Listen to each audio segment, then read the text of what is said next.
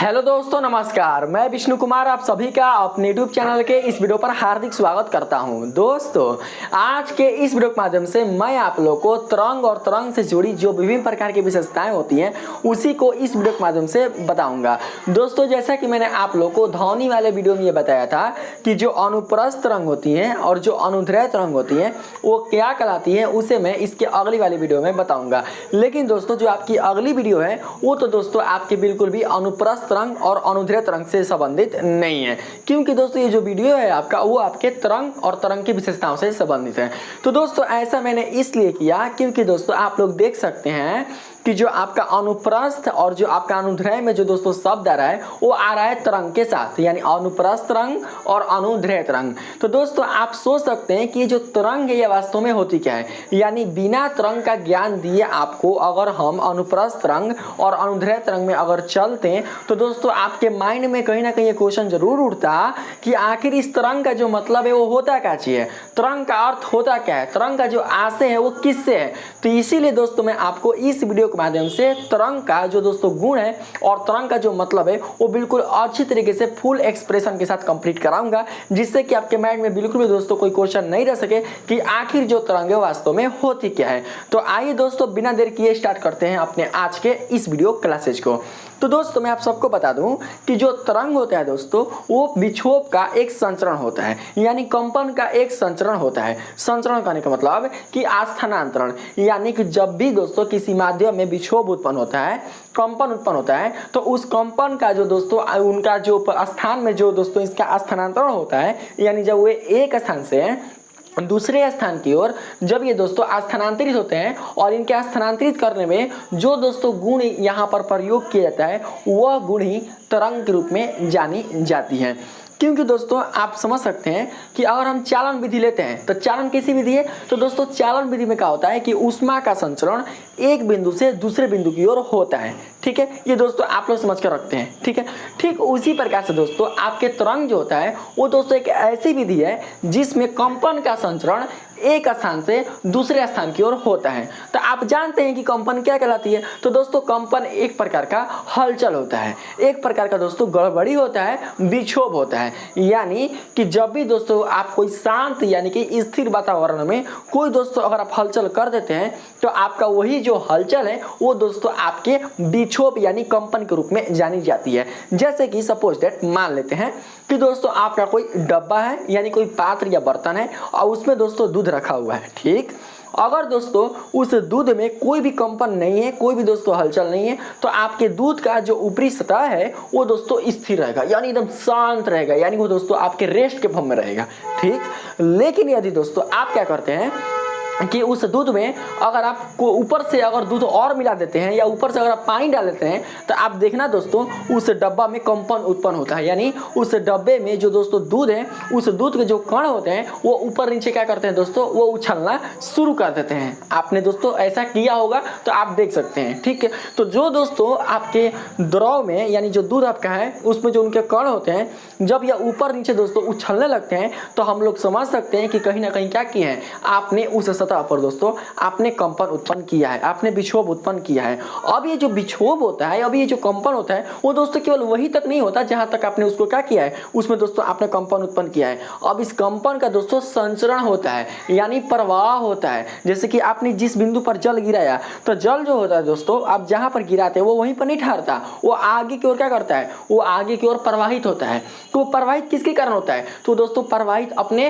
धारा के कारण होता है, यानी धारा के कारण ही जो जल होता है वो एक स्थान से दूसरे स्थान की ओर बहता है, जिसको हम लोग तरलता के नाम से क्या करते हैं जानते हैं। ठीक उसी प्रकार से अगर किसी माध्यम में आप हलचल उत्पन्न कर विक्षोभ उत्पन्न कर उस विक्षोभ का जो संचरण है अगर वो एक स्थान से दूसरे स्थान तक कर देते हैं तो दोस्तों इसका संचरण का जो दोस्तों गुण है वही आपके तरंग के रूप में जानी जाती है। यानी आप इतना समझना कि किसी माध्यम में उत्पन्न जो आपका कंपन है उसका संचरण जिस विधि द्वारा किया जाता है वही विधि आपके तरंग के रूप में जानी जाती है। जैसे कि एक एग्जांपल और लेकर चलते हैं ध्यान से मेरी बातों को समझना।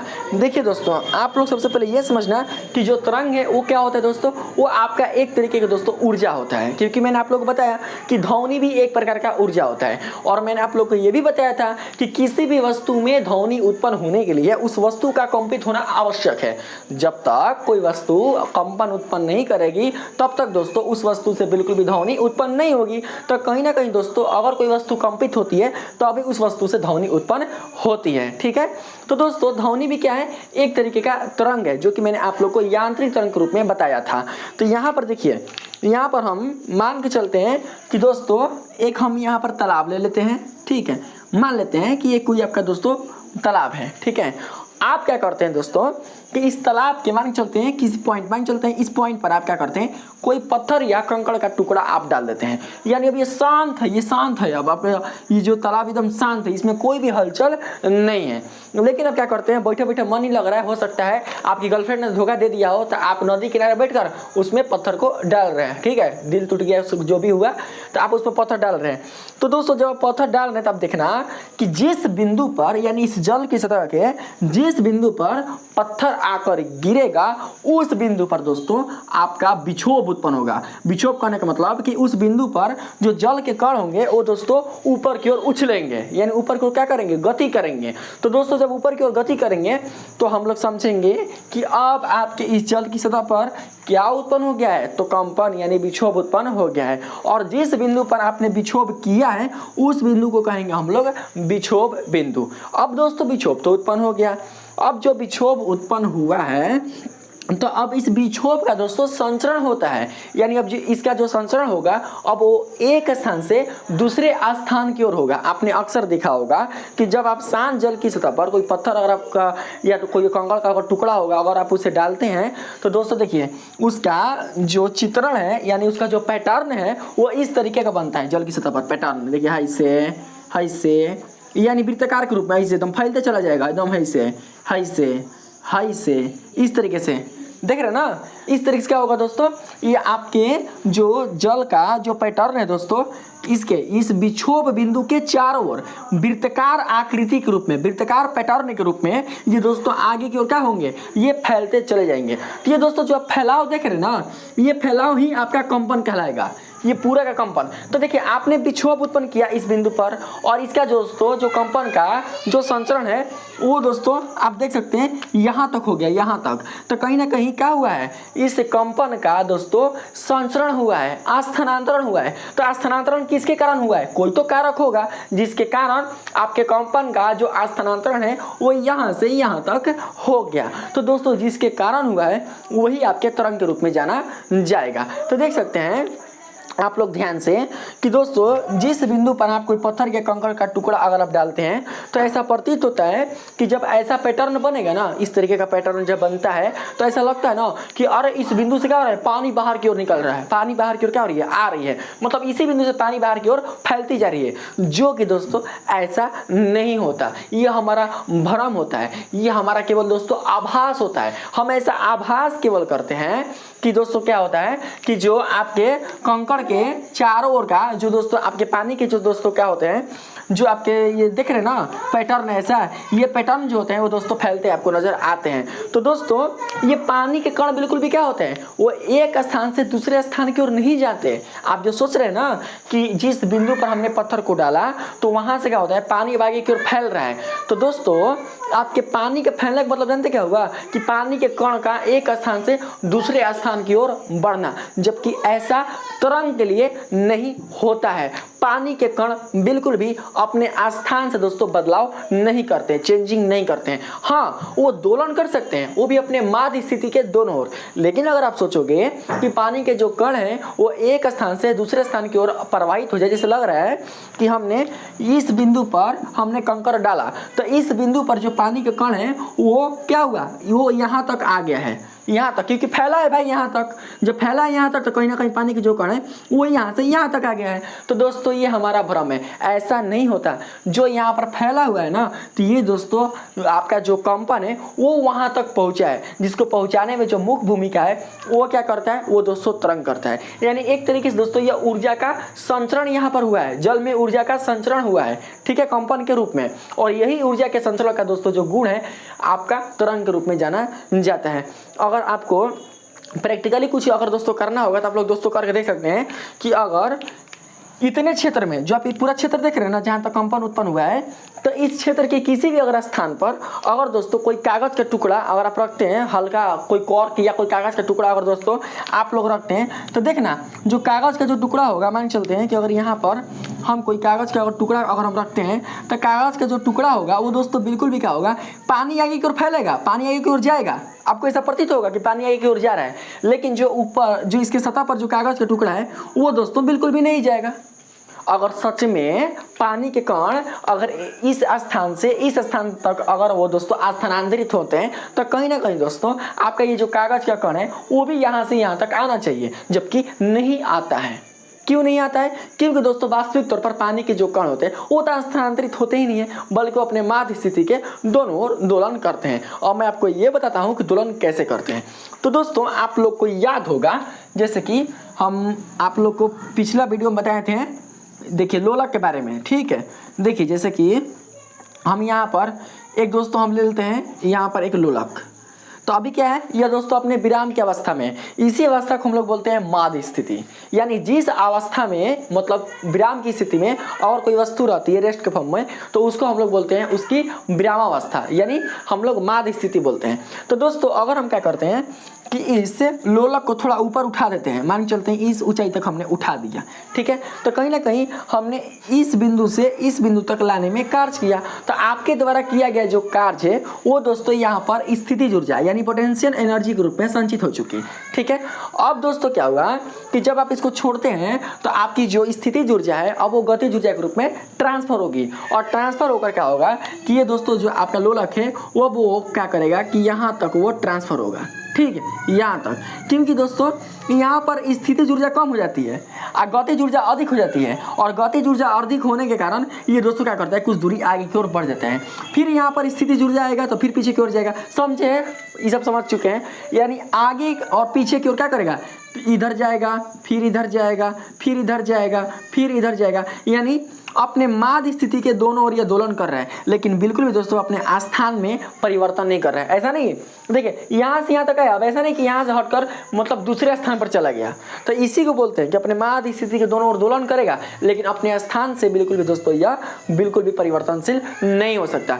आप जो ये कागज देख रहे हैं ये आपको जानते हैं ऊपर नीचे, यानी ऊपर नीचे, हल्का सा ऊपर फिर नीचे, ऊपर नीचे आपको दोस्तों दोलित करता हुआ प्रतीत होगा, दोलन करता हुआ प्रतीत होगा, लेकिन बिल्कुल भी दोस्तों आपके जो कागज है वो अपने स्थान में परिवर्तन करते हुए आपको दिखाई नहीं देगा। तो इसी चीज़ को हम लोग क्या बोलते हैं, इसी चीज़ को हम लोग दोस्तों यहाँ पर तरंग के गुण के साथ हम लोग इसको एक्सप्लेन करते हैं, ठीक है। अगर हम यहाँ पर कोई अगर और एग्जांपल अगर हम लेकर चले तो दोस्तों जैसे कि हम यहाँ पर ले लेते हैं, जानते हैं किसका एग्जांपल, इस सब तो आप लोग समझ गए होंगे अच्छे से, बहुत अच्छे से। सर्पिल आप लोग देखे ना, रिंग वाला होता है, कमानी जिसको बोलते हैं, नाम सुने होंगे आप लोग उसका। अगर हम उसको लेकर चलते हैं, देखिए ठीक है, जैसे कि मान के चलते हैं कि यहाँ पर दोस्तों देखिए ये आपका ये एक तरीके का दोस्तों सर्पिल है, कमानी है, ठीक है, ऐसा ठीक है। अभी दोस्तों वो अपने समान रूप में है, यानी अपने दोस्तों यह साम्य अवस्था में है, इसमें दोस्तों कोई भी हलचल नहीं है। लेकिन अगर आप क्या करते हैं कि इसको थोड़ा सा अगर आप पीछे खींच देते हैं, पीछे अगर आप इसको खींच देते हैं, इधर अगर पकड़ कर खींच देते हैं, ऐसे खींच देते हैं, तो जानते हैं ये दोस्तों आपका जो कमानी है अब इसमें हलचल उत्पन्न हो जाता है, यानी कंपन उत्पन्न हो जाता है। आज जब कंपन उत्पन्न होगा ना तो दोस्तों आपके इस जो कमानी आप देख रहे हैं, ये जो सर्पिल जो आप कमानी देख रहे हैं, इस हर फेरे में, यानी इस फेरे में भी, इस फेरे में भी, इस फेरे में भी, इस फेरे में भी, यानी हर फेरे में क्या होगा, यह दोस्तों कंपन आपको दिखाई देगा। और ये जो कंपन होगा दोस्तों वो आपने जहाँ से हलचल उत्पन्न किया है वो यहाँ यानी प्रारंभिक फेरे से स्टार्ट होकर वो अंतिम फेरे तक पहुँच जाएगा। समझे। और इस तरीके से अगर आप इसको 2-3 बार अगर 4 बार अगर दोस्तों अगर आप इसको हिला देते हैं तो जानते हैं ये दोस्तों कैसा दोलित करते हुए प्रतीत होगा। ये दोस्तों इस तरीके से दोलित करता हुआ प्रतीत होगा। देखिए इस तरीके से मान के चलते हैं कि यहाँ पर दोस्तों ये थोड़ा सा कंप्रेस होगा, अब फिर ये थोड़ा सा रेयर हो जाएगा, फिर यहाँ पर कंप्रेस होगा, ऐसे कंप्रेस होगा, फिर यहाँ पर दोस्तों ये रेयर हो जाएगा ऐसे, फिर यहाँ पर कंप्रेस होगा ऐसे, और फिर यहाँ पर रेयर हो जाएगा। यानी इस तरीके से आप देख सकते हैं।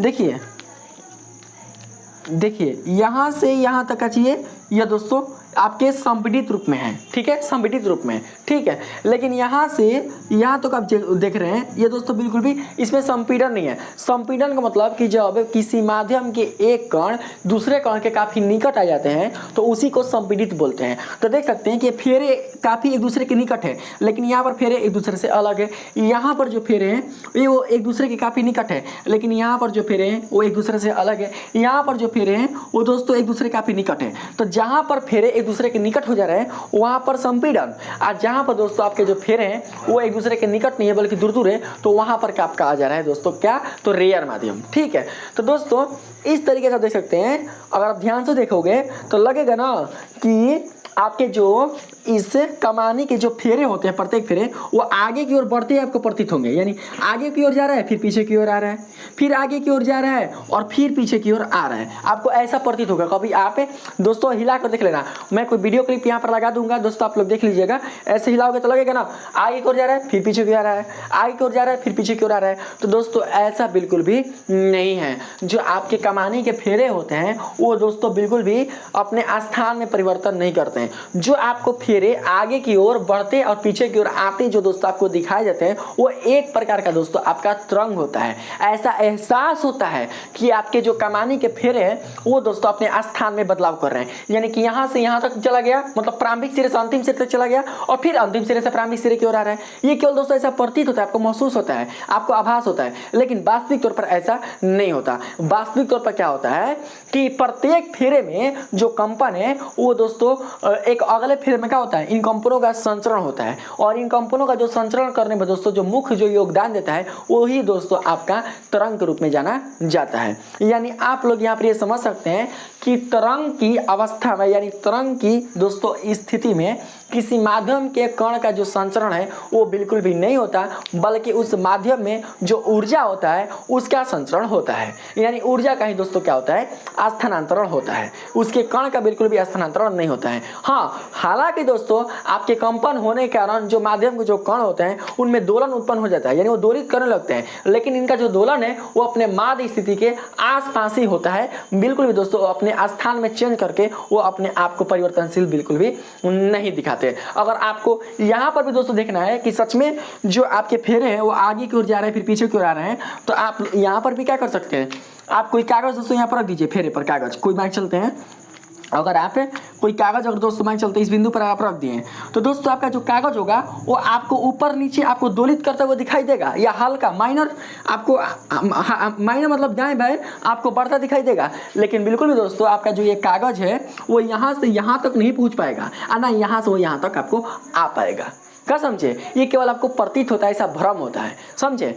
तो दोस्तों प्रत्येक कमानी में, यानी प्रत्येक कमानी नहीं फेरे, प्रत्येक फेरे में जो दोस्तों कंपन उत्पन्न होता है, कंपन का जो संचरण होता है उसको दोस्तों संचरण कराने की जो विधि है वही आपके तरंग के रूप में जानी जाती है। अभी भी आपको समझ में नहीं आया तो दोस्तों अगर आप कभी कभार अगर मान के चलते हैं अगर आपने ट्रेन से ट्रेवल किया होगा तो दोस्तों अगर आप कहीं प्लेटफार्म पर फंस गए होंगे या आपकी ट्रेन काफ़ी लेट होगी तो दोस्तों आप लोग देखते होंगे मालगाड़िया में क्या होता है कि अगर मालगाड़ी का दोस्तों जो इंजन होता है अगर वो नहीं रहता और खाली डिब्बे रहते हैं सारे, ठीक है। अगर डिब्बे वाले जो आपके मालगाड़ी होते हैं, मालगाड़ी मतलब कोई भी आपका ट्रेन हो जाएगा, कोई जरूरी नहीं है कि आपका केवल मालगाड़ी ही होगा। अगर दोस्तों उसको जो आपका जोड़ने वाला जो आपका सिरा है डिब्बा जिसको इंजन से जोड़ा जाता है, ठीक है, मान के चलते हैं कि आपके पूरा का पूरा रेलगाड़ी का डिब्बा है और उसके किसी एक सिरे को, यानी एक तो अगला सिरा होगा तो पिछला सिरा होगा, तो पिछला सिरा तो जोड़ाएगा ना, क्योंकि उसमें दोस्तों क्या हो तो खुद पता चलता है कि हाँ इसमें बिल्कुल भी इंजन नहीं लगेगा। तो जो अगला सिरा होगा अगर उसको दोस्तों आप क्या करोगे, जब आप इंजन से दोस्तों जोड़ोगे तो जानते हैं जोड़ने पर क्या होता है दोस्तों कि जिससे आप जोड़ रहे हैं ना वो दोस्तों क्या होता है, एक तरीके दोस्तों लचीदार कमानी होता है, यानी उसमें प्रत्यास्था का गुण होता है। देखिए एक चीज मैं आप लोग को और बता रहा हूँ, ये तरंग दोस्तों आपको तभी उत्पन्न होंगे जब किसी वस्तु में प्रत्यास्था का गुण आपका उत्पन्न होगा, यानी प्रत्यास्था के साथ उसमें जड़त्व का भी गुण उत्पन्न होना चाहिए।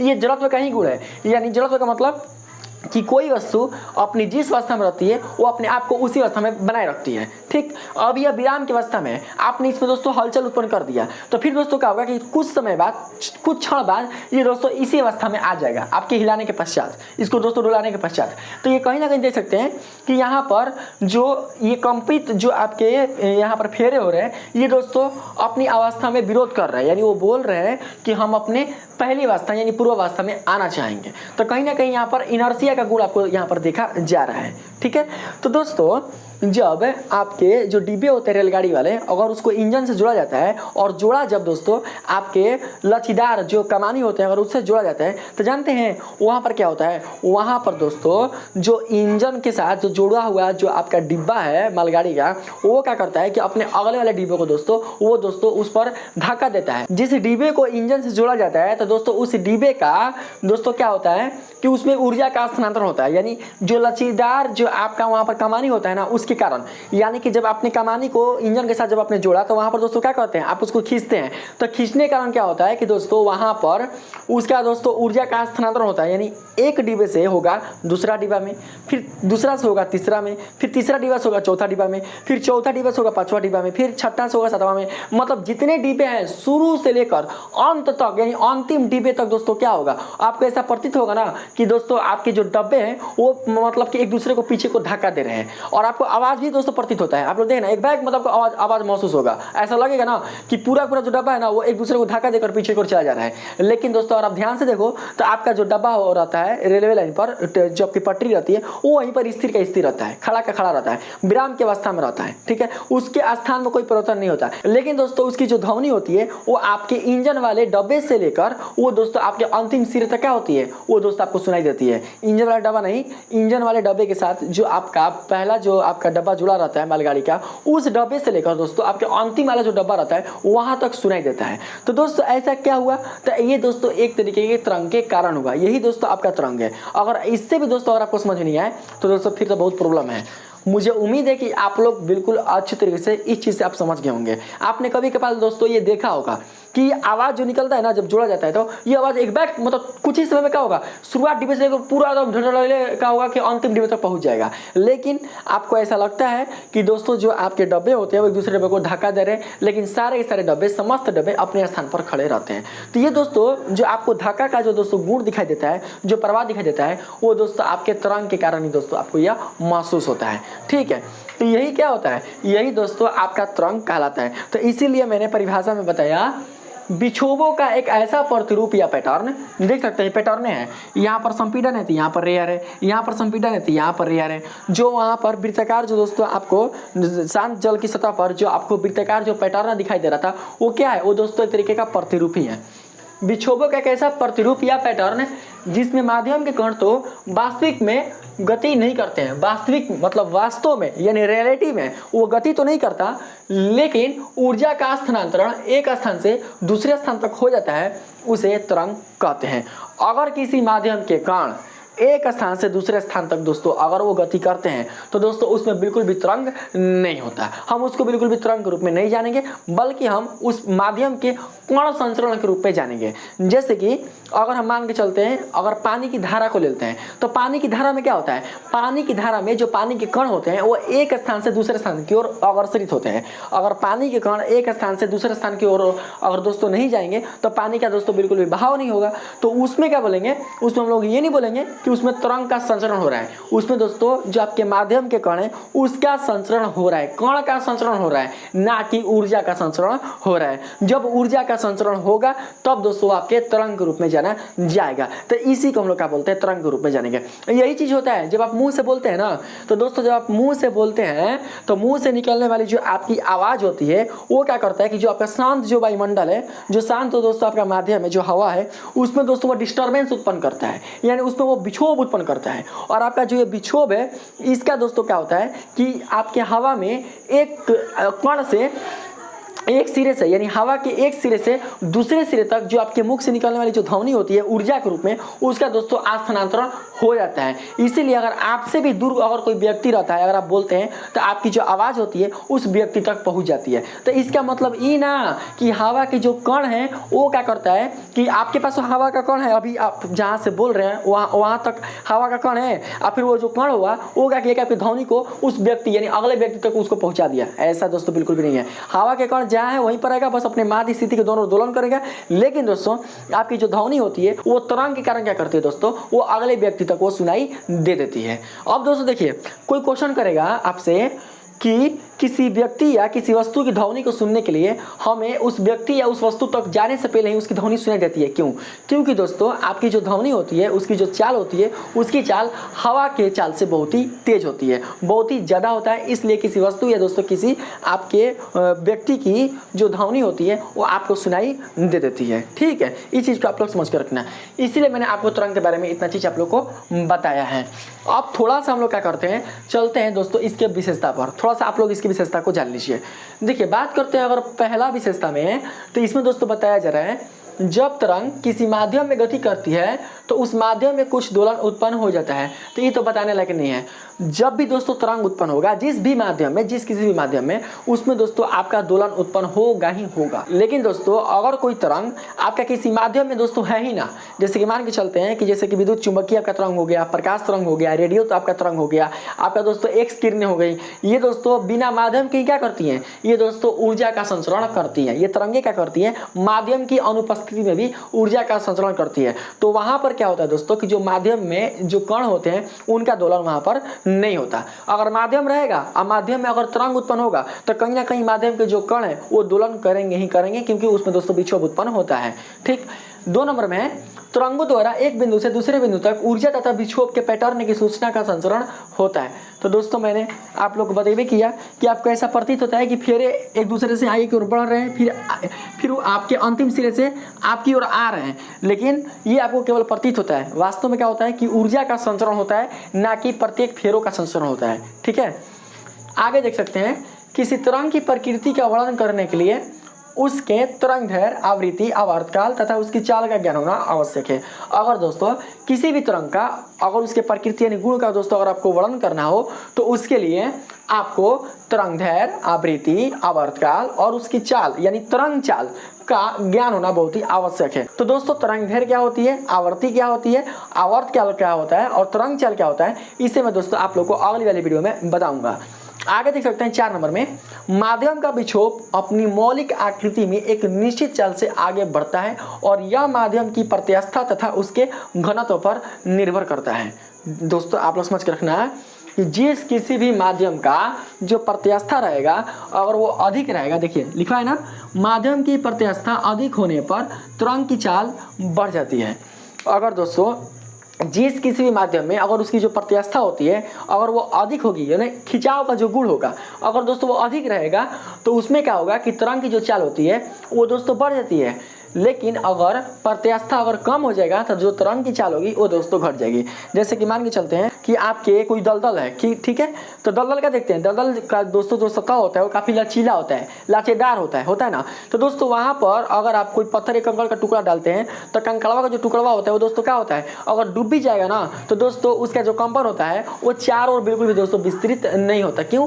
क्योंकि दोस्तों उसकी जो प्रत्यास्था होती है वो बहुत ही कम होती है, यानी उसमें खिंचाव का जो गुण होता है वो बहुत ही कम होता है, मोटा रहता है उसका सरफेसवा। अब मोटा सरफेस होने के कारण क्या होता है कि उसमें दोस्तों जो तरंग की चाल होती है वो बहुत ही कम हो जाती है। तो आप लोग समझ के रखना है, यहाँ पर इसी चीज़ को बताया जा रहा है कि माध्यम का विक्षोभ अपनी मौलिक आकृति में एक निश्चित चाल से आगे बढ़ता है। ये तो आपको पता चलिए गया, और यह माध्यम की प्रत्यास्था तथा उसके घनत्व पर निर्भर करता है। ठीक है, तो यानी प्रत्यास्था अधिक रहेगा तो तरंग की चाल क्या होगी, बढ़ जाएगी, और प्रत्यास्था कम रहेगा तो जो तरंग की चाल होगी वो घट जाएगी। जबकि माध्यम का जड़त्व अधिक होने पर तरंग की चाल कम हो जाती है।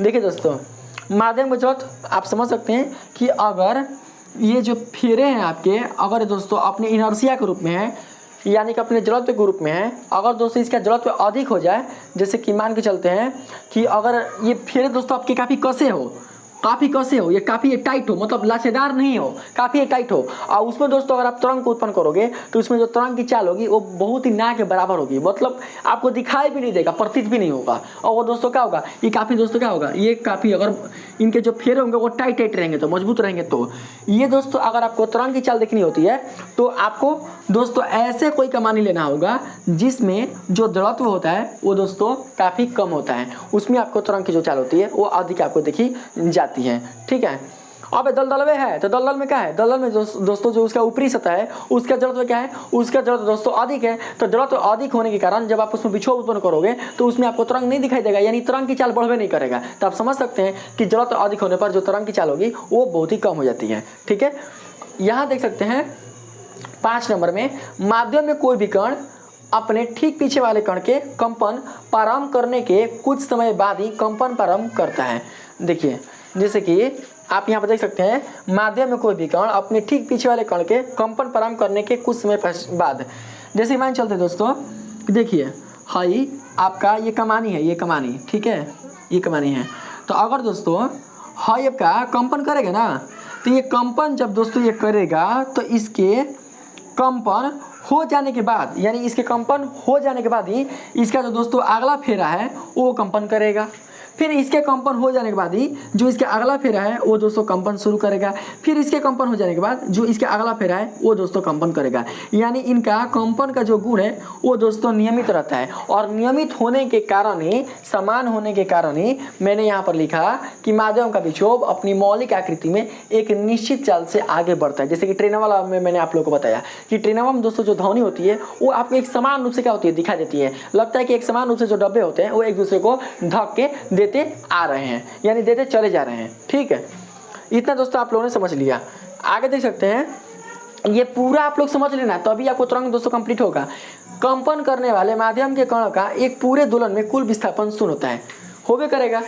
देखिए जैसे कि मान के चलते मैंने आप लोग को बताया था कि जैसे कि ये दोस्तों आपका हुआ लोलक, ये मान के चलते हैं कि यहाँ गया, यहाँ गया, फिर वो दोस्तों आपका गति करके यहाँ आ गया। ठीक है, तो मान के चलते हैं वो गया यहाँ तक x मीटर, हाँ मान लेते हैं ये गया है x मीटर, यानी इस बिंदु से यहाँ तक गया है x मीटर। अब फिर इसी बिंदु से वो यहाँ तक पहुँच गया, यहाँ तक पहुँच गया, यानी दूरी उसकी समान है x मीटर।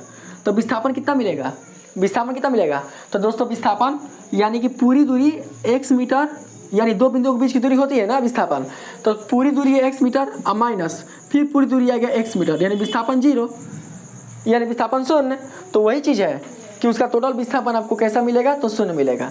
ठीक है, 7 नंबर में है, यांत्रिक तरंगों के लिए माध्यम में जड़त्व तथा प्रत्यास्थता के गुणों का होना आवश्यक है। यांत्रिक तरंगे मतलब कि जिन तरंगों के लिए माध्यम की आवश्यकता होती है, और उन माध्यमों में दोस्तों जड़त्व और प्रत्यास्थता का गुण रहेगा तभी आपको तरंग दोस्तों दिखाई देंगे, यानी तरंग दोस्तों आपको प्रतीत होगा, तरंग के गुण दोस्तों आपको देखने को मिलेगा।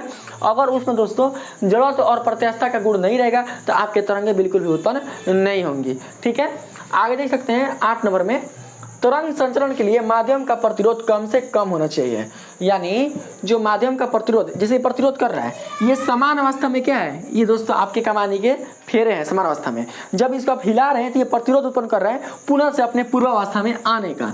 ठीक है, तो ये पुनः से अपने पूर्वावस्था में आने का जो प्रतिरोध उत्पन्न कर रहे हैं वो बहुत ही कम कर रहे हैं, यानी बहुत ही कम कर रहे हैं। इसको जब हिला रहे हैं ना तो तुरंत से क्या हो रहा है, ये तुरंत से अपनी पूर्वावस्था को यह प्राप्त कर ले रहे हैं, यानी कि दोस्तों ये क्षणिक समय में ही अपने पूर्वावस्था को ये प्राप्त कर ले रहे हैं। ठीक है, तो देख सकते हैं कि यहाँ पर इनके जो प्रतिरोध होना चाहिए वो ज़्यादा नहीं होना चाहिए। 9 नंबर में, साथ ही बल लगाने पर विस्थापित होने तथा बल हटाने पर प्रारंभिक अवस्था में आ जाने का गुण होना चाहिए। जब तक आप इस कमानी को हिलाइएगा, जब तक हिलाइएगा तब तक दोस्तों ये आपको इस तरीके से दिखाई देगा। यहाँ पर कुछ आपका संपीड़न, फिर विरल, फिर संपीड़न, फिर विरल। फिर जैसे ही दोस्तों आप इसको हिलाना बंद कर दीजिएगा, यानी कि आप इस पर से अपना बल लगाना बंद कर दीजिएगा, तो फिर दोस्तों क्या होगा कि पूरा का पूरा जो दोस्तों का कमानी होगा वो अपनी पूर्वावस्था में यह आ जाएगा, यानी पहले की अवस्था को यह प्राप्त कर लेगा। तो ऐसा गुण होना चाहिए। जब आप शांत जल की सतह पर पत्थर को डालोगे तो दोस्तों उसके चारों ओर आपका वृत्ताकार दोस्तों आकृति दिखाई देगा, लेकिन कुछ ही क्षणिक समय के बाद क्या होगा कि पुनः पूरा दोस्तों जो आपका जल की जो सतह है वो शांत जल के रूप में वो परिवर्तित हो जाएगा, यानी जो आपके वो वृत्ताकार जो दोस्तों चारों और जो आपको पैटर्न दिखाई देते हैं वो फिर वो समाप्त हो जाएंगे। ठीक है, जब तक मतलब पत्थर का बल है तब तक दोस्तों क्या करेगा, वो दोस्तों अपने स्वरूप को दिखाई देगा, फिर उसके बाद वो समाप्त हो जाएगा। 10 नंबर में माध्यम की प्रत्यास्था अधिक होने पर तरंग की चाल बढ़ जाती है, जबकि माध्यम का जड़त्व अधिक होने पर तरंग की चाल कम हो जाती है। तो इसे मैंने आप लोग के लिए दोस्तों बिल्कुल अच्छी तरीके से बता दिया है। तो ये सब दोस्तों पूरा का पूरा जानते क्या था, ये दोस्तों आपका पूरा का पूरा एक तरीके से तरंग और तरंग की दोस्तों आपकी विशेषता थी, जिसे जानना आप लोग के लिए बहुत ही दोस्तों आवश्यक था। तो अगर दोस्तों आप लोगों ने तरंग के बारे में बिल्कुल अच्छी तरीके से समझ लिया है तो बस आप लोग इतना ही समझना कि तरंग एक प्रकार का ऊर्जा संचरण की एक विधि होती है, जिसमें ऊर्जा का जो स्थानांतरण होता है वो किसी माध्यम में एक स्थान से दूसरे स्थान तक होता है। अगर माध्यम रहेगा तो दोस्तों माध्यम में भी जो ऊर्जा का संचरण है वो होगा, और माध्यम नहीं रहेगा तो भी दोस्तों जो ऊर्जा का संचरण है वो दोस्तों होगा, क्योंकि आपके बहुत प्रकार की तरंगें होती हैं जो दोस्तों आपके माध्यम के साथ और बिना माध्यम के भी क्या कर सकती हैं, ऊर्जा का संचरण कर सकती है। ठीक है, अब हम क्या करते हैं कि इसके अगली वाली वीडियो में हम लोग मिलेंगे तरंगों के प्रकार पर, और उसी में दोस्तों मैं आप लोग बताऊंगा अनुप्रस्थ तरंगे और अनुदैर्ध्य तरंगे, और साथ ही तरंगों से संबंधित जो दोस्तों आपकी विभिन्न प्रकार की तरंगे होते हैं वो क्या होती है, वो सारा चीज़ आप लोग को अगली वाली वीडियो में समझने को मिलेगा। तो दोस्तों अगर इस वीडियो के माध्यम से आप लोग को तरंग से संबंधित विभिन्न प्रकार की जो विशेषताएं हैं अगर वो समझ में आई हैं और साथ ही इनकी जो गुण है वो भी आपको समझ में आया है, तो प्लीज़ आप लोग मेरे इस वीडियो को लाइक कीजिएगा, सब्सक्राइब कीजिएगा, और पसंद है तो अपने दोस्तों में भी शेयर कीजिएगा। मिलते हैं फिर से एक नए वीडियो के साथ, तब तक के लिए धन्यवाद।